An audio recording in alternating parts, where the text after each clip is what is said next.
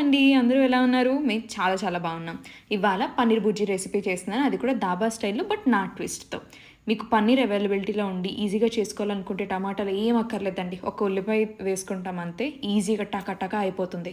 పన్నీర్ తురిమేసి పెట్టుకుంటే 2 నిమిషాల్లో పని మనకి. పన్నీర్, ఒక 3 ఉల్లిపాయలు, కావాల్సిన మసాలాలు, అల్లం వెల్లుల్లి పేస్ట్, కొంచెం నూనె. ఇదే మనకు కావాల్సింది. ఓకేనా? ఉల్లిపాయలు 3 చిన్న ముక్కలు కోసి పెట్టుకున్నాను. మసాలా ప్రిపేర్ చేసుకుందాం. ఒక 3/4 స్పూన్ కారం వేసుకున్నాను. మీరు ఎక్కువ తింటే ఎక్కువ, తక్కువ తింటే తక్కువ, మీకు తగ్గట్టుగా అడ్జస్ట్ చేసుకోండి. 3/4 స్పూన్ చికెన్ మసాలా పౌడర్ వేస్తున్నాను నేను ఇక్కడ. ఫ్లేవర్కి చాలా చాలా బాగుంటుంది. మీరు కావాలి అంటే గరం మసాలా పౌడర్ వేసుకోండి. దీంట్లో ఇప్పుడు నేను 1 స్పూన్ సాల్ట్ వేసుకుంటున్నాను. అలానే 1/2 స్పూన్ పసుపు కూడా వేసుకొని వాటర్ పోసి నీట్గా కలిపేసుకొని పేస్ట్లో చేసి పక్కన పెట్టేసుకోండి. ఇది అవుతుంది కదా, నేను ఆనియన్స్ కూడా వేసేస్తున్నాను ఆల్రెడీ బాణీలో. అది చూపిస్తాను.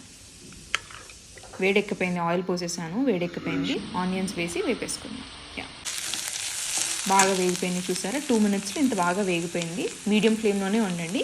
ఇందులో అల్లం వెల్లుల్లి పేస్ట్, ఒక ఫుల్ స్పూన్ అల్లం వెల్లుల్లి పేస్ట్ వేసి బాగా వేగిన తర్వాత ఇందులో మసాలా పేస్ట్ వేసేసుకున్నాం. మనం తయారు చేసి పెట్టుకున్నది బాగా కలపండి. కలిపేసిన తర్వాత దీంట్లో వాటర్ పోసినట్టు ఇదే మనకి గ్రేవీ క్రియేట్ చేస్తాం. అందుకే నేను టమాటో వేయట్లేదు. దీంట్లో అంత కష్టపడాల్సిన అవసరం లేదు. ఎగ్జాక్ట్గా 11 మినిట్స్లో అయిపోయింది నాకు ఇది కర్రీ అన్నది.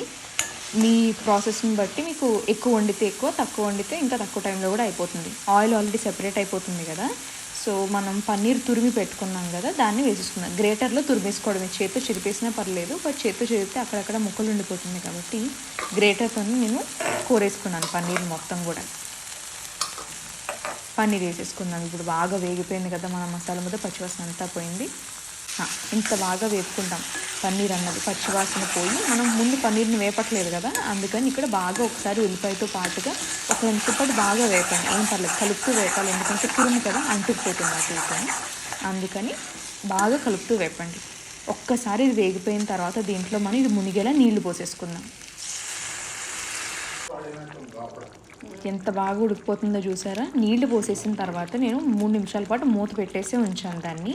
అప్పుడు ఇలా అయిపోయింది చూసారా? అబ్బా, ఆ స్మెల్ ఎంత బాగుందో. నేను టేస్ట్ కోసం కసూరి మేతి వేసుకున్నాను. మీకు ఇంట్రెస్ట్ ఉంటే మీరు వేసుకోండి, లేకపోతే ఈ స్టేజ్లో ధనియాలు కొత్తిమీర వేసుకోండి. ధనియాలు ఇది బాగా కలిపేసుకొని ఎక్కడ అడుగంటకుండా ఒకసారి టేస్ట్ వేసుకోండి. ఉప్పు కారం అన్నీ సరిపోయినాయా లేదా అని చెప్పేసి. నాకైతే అన్నీ పర్ఫెక్ట్ అనిపించినాయి. నేనైతే స్టవ్ ఆఫ్ చేసేస్తాను ఇప్పుడు. ఆపేసాను. సో సెటిల్ అయిపోయింది కర్రీ కూడా. చాలా చాలా యమ్మీగా వచ్చింది. మీకు ఎలా వచ్చిందో నా కమెంట్స్లో షేర్ చేయండి.